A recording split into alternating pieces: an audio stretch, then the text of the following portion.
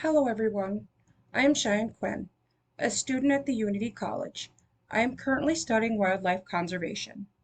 In my many years of being on this earth, 35 years to be precise, I have found that our environment is always changing. It really was changing each year.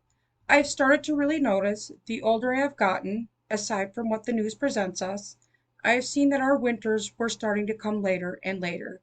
Being in the upper Wisconsin area, the snow would be really falling down before Halloween. I really did not look into it or really give it some thought until things started catching my attention, like the fires in Australia or Hurricane Katrina. These devastating disasters left a lot of devastation. But before we can continue, we need to go back into what has been causing all this destruction and depression. Let's take a minute and let's talk about our ozone. What is it, you might ask? Well, the ozone is an unstable molecule that is made up of three atoms of oxygen, though it is only a tiny fraction of the atmosphere, in which the ozone relies on the balance of the good, stratospheric, and the bad, tropospheric. An imbalance of the ozone can cause serious consequences for life on Earth. What can cause an imbalance? Remember when I was talking about Australia fires and Hurricane Katrina, or the changes in weather? Well, the climate changes seen across the globe is due to human activities or human emissions.